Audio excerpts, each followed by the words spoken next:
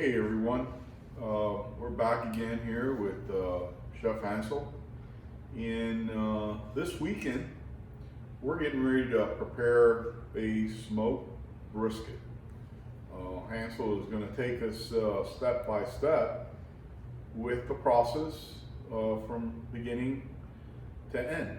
And we're going to wind up with a beautiful piece of meat that a lot of you are going to want to try this at home. This is absolutely a smoker's dream. You want to do a brisket at some point.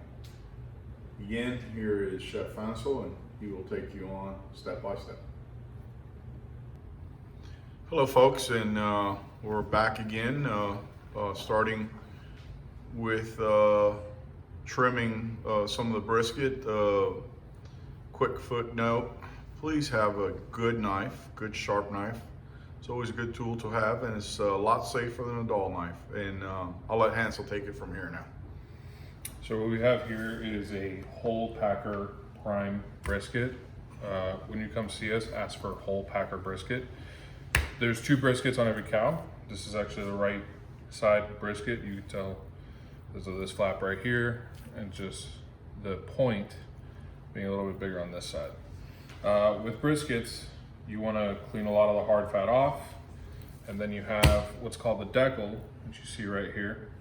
And this is also hard fat. Some of it peels off just like that, but you really want to clean that up. That's stuff that's not going to render out and won't be very palatable for a long and low smoke. So here we go. Let's start cleaning.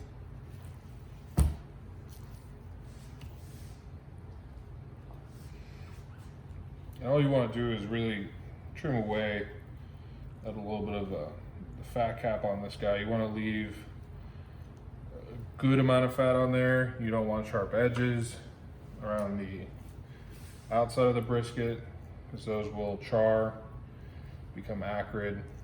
It's not necessarily good in eating.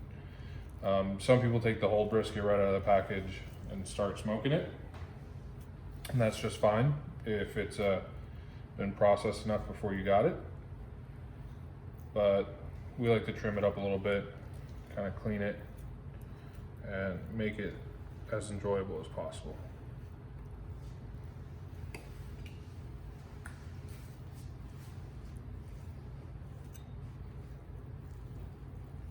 So just as before, you really just want to get some of this fat and silver skin off the top. It's not incredibly hard to take off. Takes a little bit of a while. The bottom of the brisket is much easier to clean. That's kind of up to you, how much time you want to spend cleaning it. You don't necessarily have to clean much of it. And another thing to note is not all this is waste. This is perfectly good for grinding up, making some burger patties out of it, some sausages. You know, the brisket has such low yield after cooking that you really want to utilize as much of the meat as you can. And this is that hard fat that I was telling you guys about earlier. See how hard that is? Whereas this is like nice and soft, and it leaves a little dense when you press on it. This just isn't budging. That's not gonna render out. This part's not gonna render out here. You just want to clean it up a little bit. And this, what appears to be silver skin down here, is perfectly fine to leave on. The fat that's there will render out.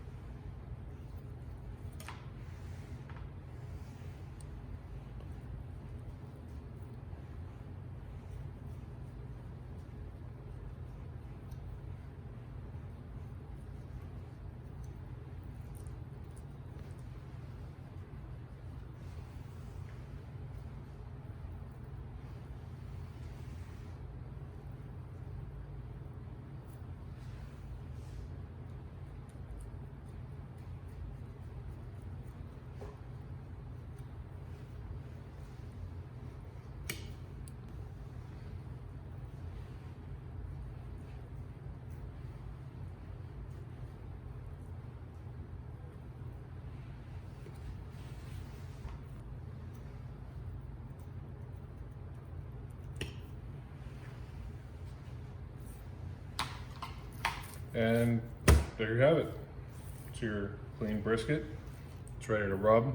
No sharp edges, you know, real nice, clean. You can see all that intramuscular fat right there. You, when smoking, you kind of want to create a path with the decal where your heat and smoke are going to travel through, and it helps evenly cook all this. And you can see that the decal comes all the way over here. That's what separates the flat from the point. So you have two muscle groups with two different grain structures going through here, and we'll showcase why that's important tomorrow when we're portioning this guy out after he's been smoked. All right, so our next step now will be to do the hand rub, and we're going to get all those things ready in a couple of minutes, and we will be showing you how to do that. All right, so we're back with Hansel, and we're getting ready to do a rub here. He's going to take us step by step on how to do your own personal rub if that's what you like to do. But you know, we're just looking at the principles of doing this. Again, cook by your own taste. Make it your own flavor. And brisket is one of those things that throughout the United States, we have a lot of different styles. You know, we got St. Louis, we got Texas, we got the Carolinas. So tell us all about that. Yeah. So once you have your brisket all trimmed up and clean like this, some people like to give it a little mustard rub, which doesn't add any flavor to it, just helps the rub stick. I like to throw my meat back in the cooler, bring it back out in a little bit, and it forms kind of like this little pellicle per se on it, gets it ready for smoke. All you want to do with your rub is make sure you get it in there and it stays on there. You don't want to rub it and then immediately throw it on your smoker, on your grill, in your oven. You just want to make sure that the rub sticks, because that's what's going to permeate flavor all throughout the meat. And it's simple. You just start somewhere.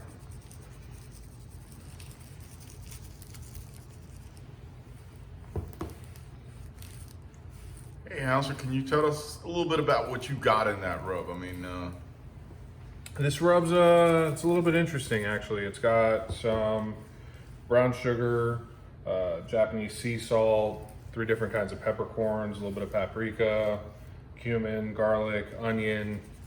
The proportions I can't tell you, so slowly but surely becoming a family secret. But it's just a nice, good all-around rub for brisket, for pork. You know, some slight alterations depending on the cut. so again, this is what we were just talking about. You know, we're going back to your own personal taste. It's what you want to put on this. A little bit of something extra, it's not going to hurt it if that's what you particularly care for.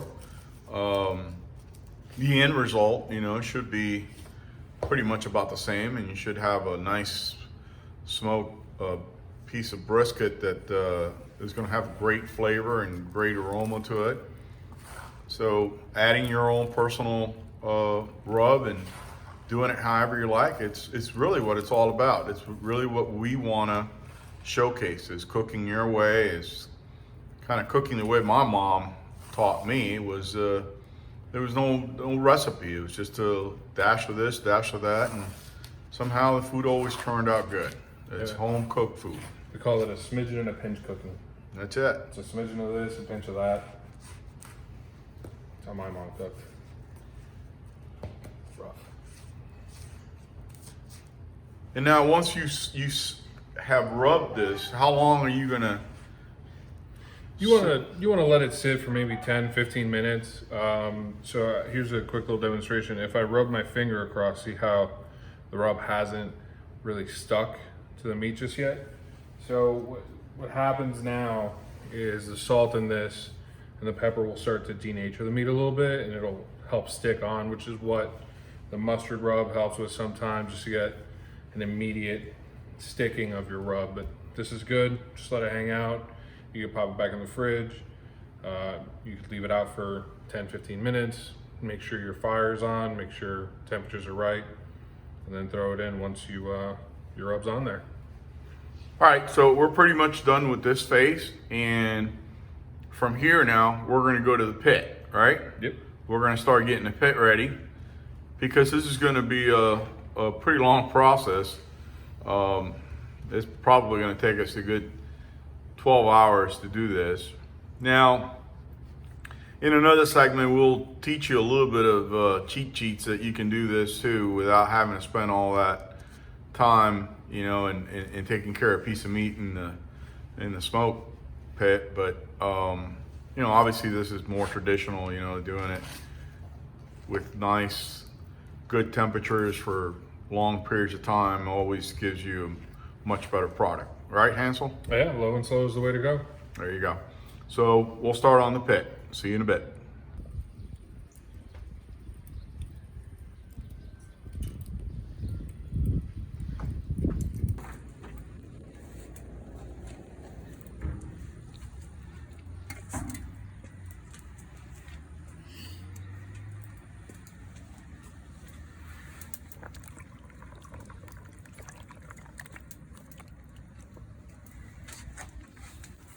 So now we're adding the smoke, or what's going to create the smoke, which is the wood chips, or the wood that's been soaking, to the coals that are already burning in the pit.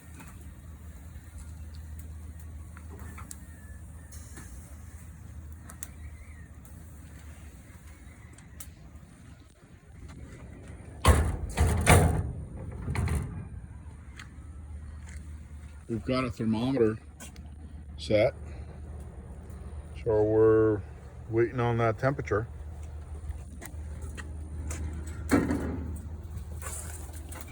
goes the brisket.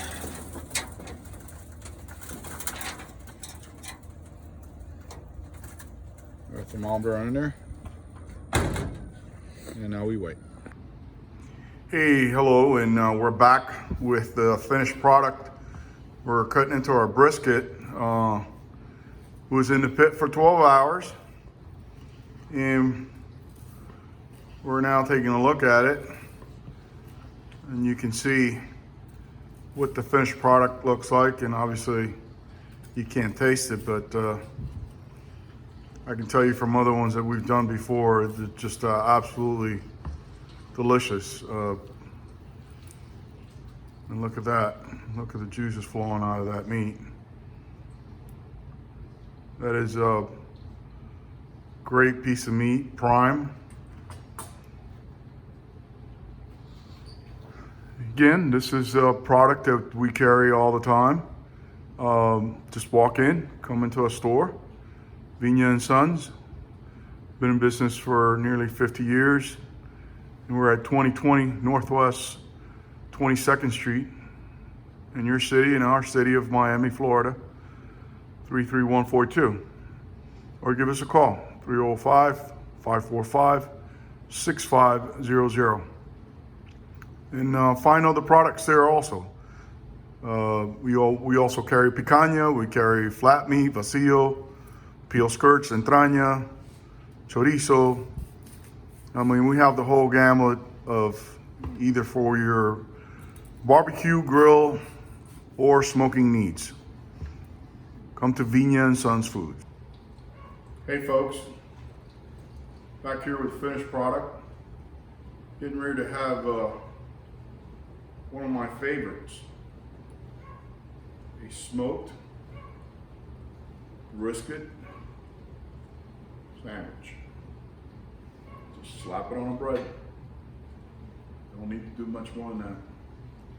I like mine this way. I don't know how you like yours. Thanks for watching.